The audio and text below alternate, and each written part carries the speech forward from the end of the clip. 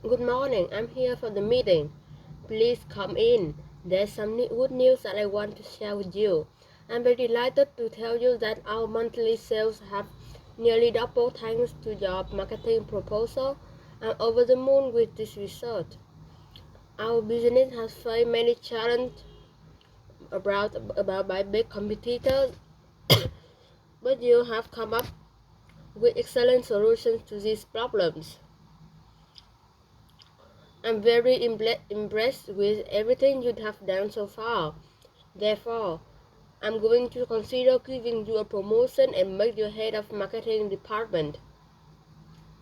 Thank you for your compliments.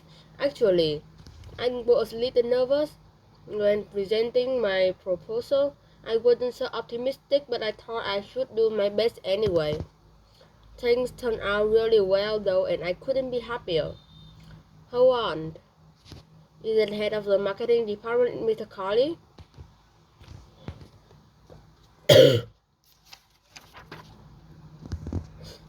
About Tim Carly. I'm quite disappointed with his performance this month.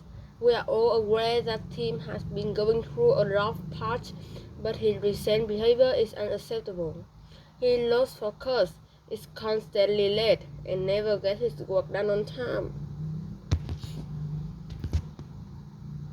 The fact is that HR department is getting complaints that saying he's straight out all the time and get easily upset over tiny issues.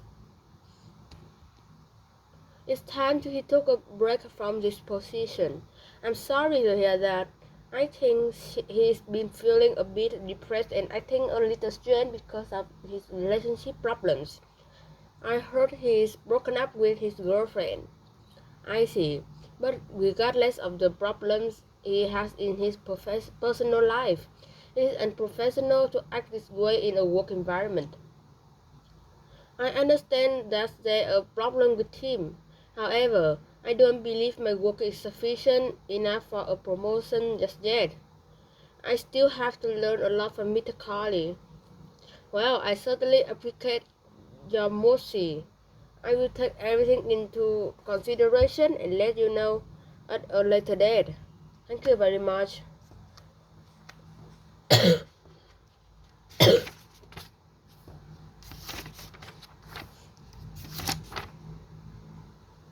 Oh my God, Lola, do you know what just happened with little James?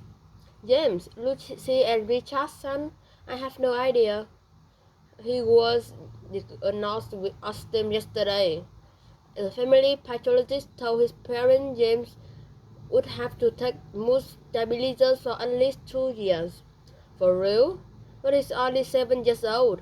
How is he supposed to cope with such a serious illness? And what about the side effects of his medication too? I've heard drugs that treat mental illness often lead to long-term health problems. He might suffer a lot after 2 years of taking them. I'm with you and so are his parents, but James left with no other choice. Do you remember last week when he had a panic attack? He kept yelling and screaming for hours. It hurts breaking to see such a sweet child suffering from a mental disorder. That poor little guy. Had Lucy and Richard considered trying some creative therapies?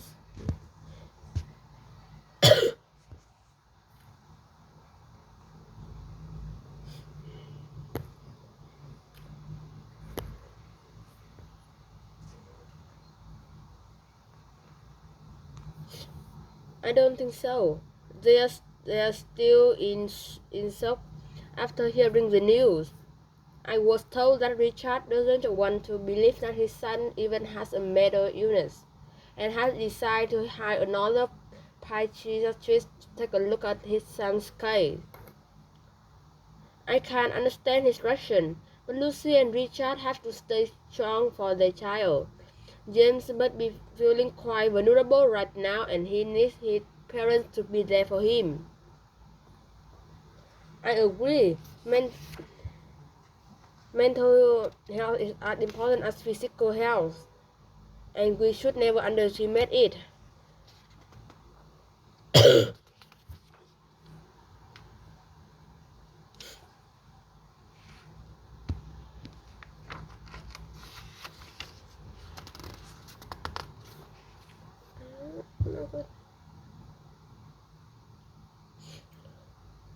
Please come in.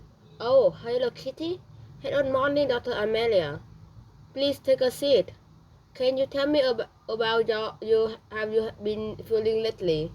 I think my insomnia is getting worse.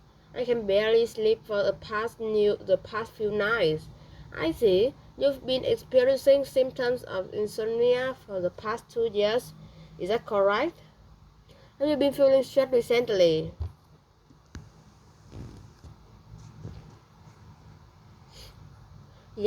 I don't remember the last time I got a good night's sleep. A good night's sleep. I've been working a lot lately, so I think that's partly why I feel so stressed out. I also feel really fatigued every morning. So, can you describe for me a little more about your sleep routine? Okay, so I have trouble both falling and staying asleep. On average, I get less than 3 hours of sleep each night. I wake up a lot at night and I usually stay awake for about an hour each time. When I wake up and definitely can't seem to get back to sleep,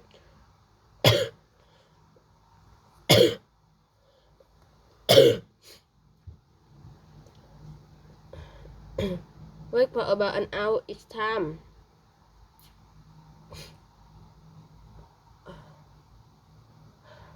When I wake up and definitely can't seem to get back to sleep for the rest of the night, it's usually around 2 a.m.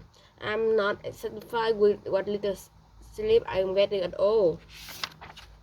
I understand. When you wake up in the morning, your brain sends signals that move it into an alert or active state. This helps you stay awake during the day. If these signals don't slow down at night and you stay in an alert state, then your brain is believed to be in a position of overactivity. This means your awake system is active and your sleep system can take over. What result in your insomnia?